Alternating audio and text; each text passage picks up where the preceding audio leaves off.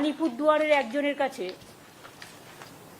এও তপশিলি সম্ভবত, অঞ্জলিশীল নিত্যশীল স্বামী, ফালাকাটা,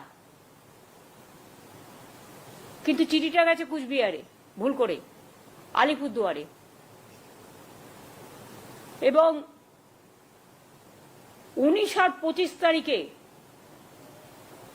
লিখেছেও পুরোটা আসামি ভাষায়,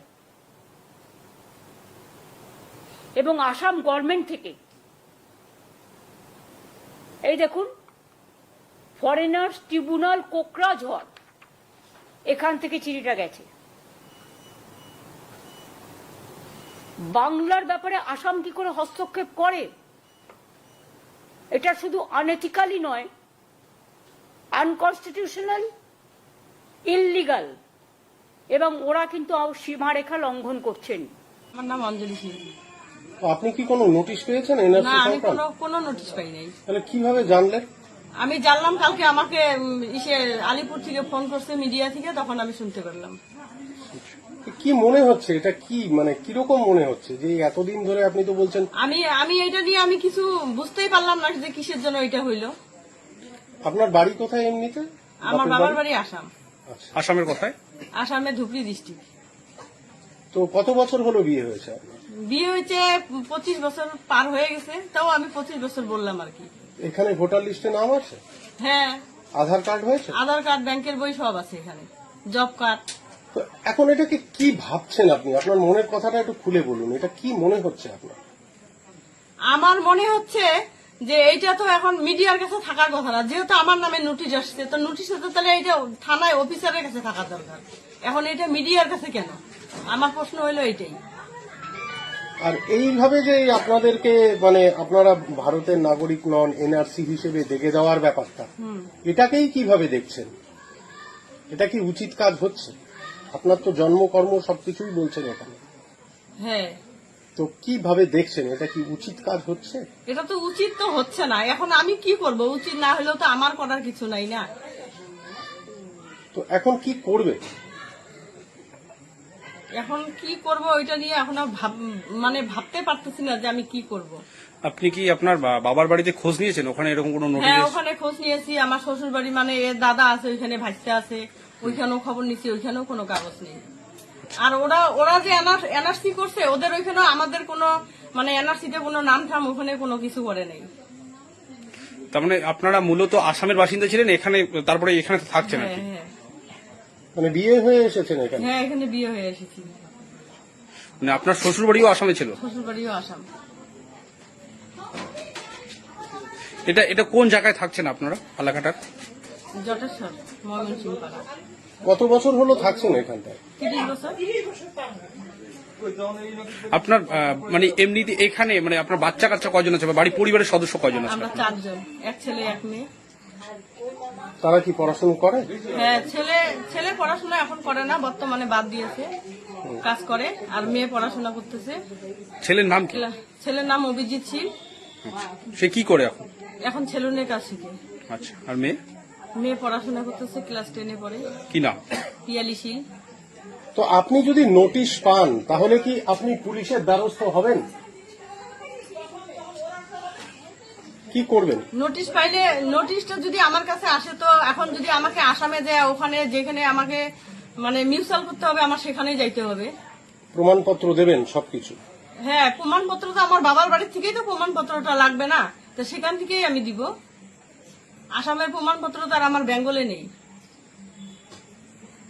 নমস্কার, আপনারা শুনছেন উত্তরের কণ্ঠ। উত্তরের কণ্ঠ থেকে আমি প্রভাত বসাক, তুফানগঞ্জ, কোচবিহার।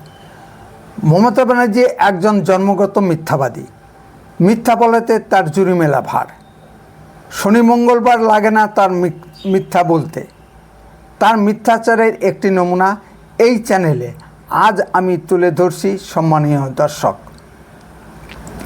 ফালাকাটা জটেশ্বরের বাসিন্দা জনৈক অঞ্জলি শীল স্বামী নিত্যশীলের নামে আসাম থেকে বিদেশি ট্রাইব্যুনালের একটি নোটিশ মাননীয়া মমতা ব্যানার্জির বারবার সাংবাদিকদের দেখাচ্ছেন, কিন্তু বিজেপির রাজ্য সাধারণ সম্পাদক শ্রী দীপক বর্মন তার নিজের নির্বাচনী এলাকায় পড়া জটেশ্বরের শ্রীমতী অঞ্জলি শীলের বক্তব্য আমরা দীপক বর্মনের ফেসবুক পোস্ট থেকে পেলাম।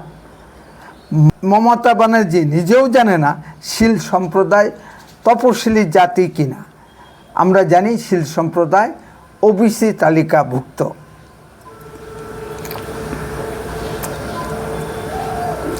ভিডিওতে দেখা যাচ্ছে শ্রীমতী অঞ্জলি শীল স্পষ্টতই বলেছেন এ ধরনের কোনো নোটিশ আসাম থেকে তিনি পাননি।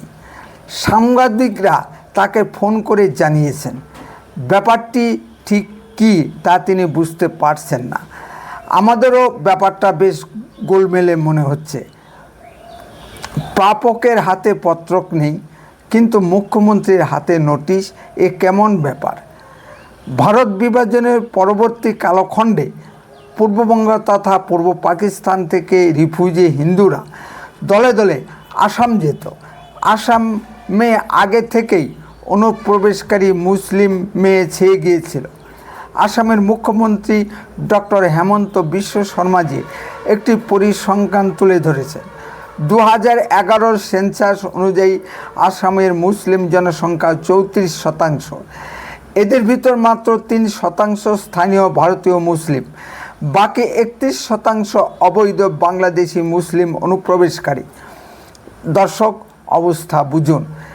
এটা বোঝা যাচ্ছে যে অঞ্জলি শীলদের পূর্বপুরুষ বাংলাদেশ তথা পূর্ব পাকিস্তান থেকে এসে আসামে বসতি স্থাপন করেছিল। তার সব পর বিয়ে হয় আসামের কোনো ছেলের সঙ্গে। কর্মসূত্রে হয়তো ফালাকাটার জটেশ্বরে আজকে তারা এসেছেন, কিন্তু তাদের রুট আসামে। আইন অনুসারে এরা ভারতীয় নাগরিক। ভারতের যে কোনো লোক যে কোনো জায়গায় বাসস্থান তৈরি করতে পারে। একমাত্র কাশ্মীরে কিছু বাধা নিষেধ ছিল, এখন তাও তুলে দেওয়া হয়েছে। আসামে বিদেশি খেদাও আন্দোলনের ফলে ভারতের তৎকালীন প্রাক্তন প্রধানমন্ত্রী কংগ্রেসের মিস্টার রাজীব গান্ধী আসাম আন্দোলনকারীদের সঙ্গে একটি সরকারি চুক্তি স্বাক্ষর করেন। যেহেতু প্রধানমন্ত্রী হিসেবে রাজীব গান্ধী চুক্তিটি করেন, সেটা ছিল সরকারি চুক্তি। স্বর্গীয় রাজীব গান্ধীর প্রধানমন্ত্রিত্বকালে সেই কংগ্রেসি মন্ত্রিসভার শ্রীমতী মমতা ব্যানার্জি যুব কল্যাণ দপ্তরে একজন গুরুত্বপূর্ণ মন্ত্রী ছিলেন। এই চুক্তির তিনিও ভাগিদার, তা অস্বীকার করতে পারেন না। সেই চুক্তির একটি ধারা ছিল বিদেশি নাগরিকদের চিহ্নিতকরণ ও তাদের বহিষ্কার। ইতিমধ্যে দেশে আরও নতুন নতুন আইন এনআরসি, সিএ চালু হয়ে গেছে। বিদেশিদের চিহ্নিত করতে আসামে বিচার বিভাগীয় ট্রাইব্যুনাল গঠন করা হয়েছে। এখানে আসামের মুখ্যমন্ত্রী ডক্টর হেমন্ত বিশ্ব শর্মাজি সরকারের কোনো ভূমিকা নেই। নোটিশটি হয়তো অঞ্জলি শীলের পূর্ববর্তী বাড়ির ঠিকানায় গিয়েছিল, সেখান থেকে কেউ বর্তমান ঠিকানায় পাঠিয়ে দিতে পারেন, এটা আমার অনুমান। তাতে কি এমন মহাভারত অশুদ্ধ হয়ে গেছে?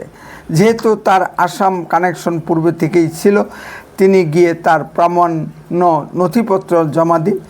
তিনি ভিডিওতে স্বীকারও করেছেন তার সব ডকুমেন্ট আসামে তার বাপের বাড়িতে আছে। তাহলেই সব ঝামেলা চুকে গেল। এত চেঁচামেচি নাচন কুদনের কি দরকার আছে? মমতা ব্যানার্জি বলেছেন আসাম সরকারের কি এমন সাহস হলো যে পশ্চিমবঙ্গে নোটিশ পাঠায়?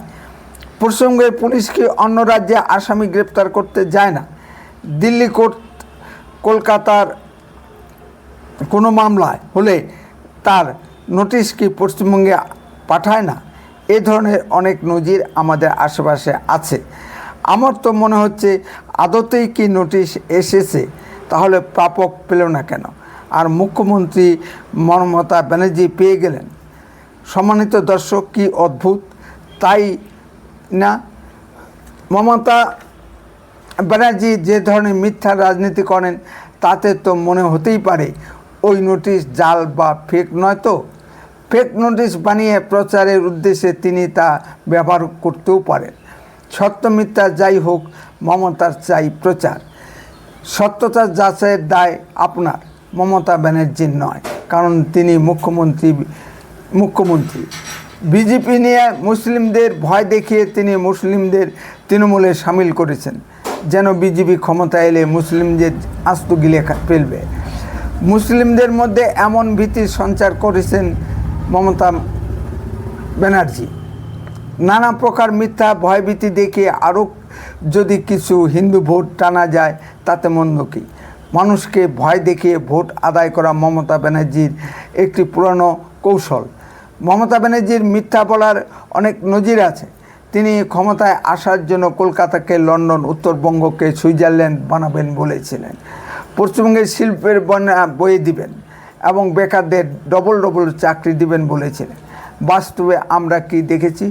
লক্ষ লক্ষ শূন্যপদ থাকতেও শিক্ষিত বেকারদের হাতে কাজ নেই। দাও 2-4টা চাকরি হচ্ছে সব টাকা ঘুষ দিয়ে। টাকা ঘুষ দিয়ে চাকরি বিক্রির দায়ে 26,000 শিক্ষকের চাকরি বাতিল হয়েছে। লক্ষ লক্ষ শিক্ষিত বেকাররা পেটের দায়ে বিদেশ খাটছে। তবুও মমতা ব্যানার্জির লজ্জা নেই। 21শে জুলাই মঞ্চে মমতা ব্যানার্জির মুখ থেকে শোনা গেল তিনি নাকি পশ্চিমবঙ্গের 40% বেকারত্বের হার কমিয়ে দিয়েছেন।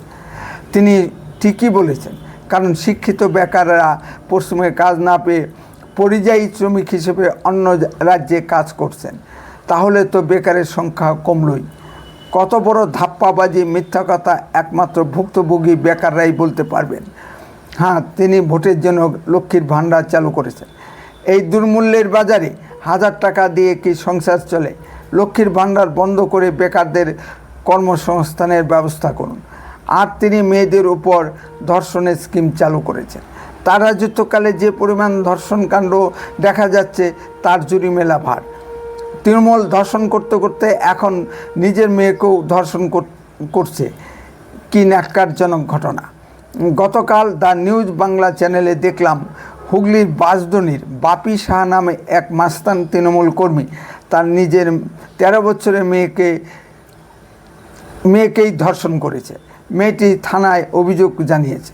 মেডিকেল টেস্টে সত্যতা পাওয়ার পর পুলিশ তৃণমূল কর্মী বাপি শাহকে গ্রেপ্তার করেছে। মালদার কালিয়াচকে বিজেপি করার অপরাধে এক বিজেপি সমর্থকের শিশুকন্যাকে আমবাগানে নিয়ে গিয়ে একটি স্কুলের হেডমাস্টার বৃদ্ধ রফিকুল ইসলাম ধর্ষণ করে। মালদার পক্সো আদালত এই ধর্ষণকাণ্ডে প্রমাণিত হয় বৃদ্ধ হেডমাস্টার রফিকুল ইসলামকে যাবজ্জীবন কারাদণ্ড দেওয়া হয়েছে। তাই অনেকেই মমতা ব্যানার্জিকে মিথ্যাশ্রী উপাধি দেওয়ার পক্ষপাতী। তিনি অবলীলায় মিথ্যা বলতে পারেন, এমনভাবে বলবেন যে আপনি বিশ্বাস করতে বাধ্য হবেন। উত্তরে কণ্ঠ তাৎক্ষণিক কোনো খবরের চ্যানেল নয়, এডুকেশনাল ও ইনফরমেটিভ চ্যানেল। এই চ্যানেল খবরের ভিতর থেকে খবর বের করে আনে। উত্তরে কণ্ঠ সর্বদাই বাস্তব ও সত্য কথা বলে। আরও এই ধরনের ভিডিও পেতে দয়া করে এক্ষুনি চ্যানেলটিকে সাবস্ক্রাইব করুন, বেল আইকনে ক্লিক করুন, আপনার মূল্যবান মতামত কমেন্টে লিখুন। যদি ভিডিওটি ভালো লেগে থাকে তাহলে আপনি আপনার বন্ধু মহলে ভিডিওটি শেয়ার করুন। উত্তরে কণ্ঠ দেশের কথা বলে, দশের কথা বলে। আপনার চোখ রাখুন উত্তরে কণ্ঠের পর্দায়। বন্দে মাতরম, ভারত মাতা কি জয়। সুস্থ থাকুন, ভালো থাকুন। খুব শীঘ্রই ফিরে আসছি নতুন কোনো ভিডিও নিয়ে। আপনারা দেখতে থাকুন উত্তরের কণ্ঠ।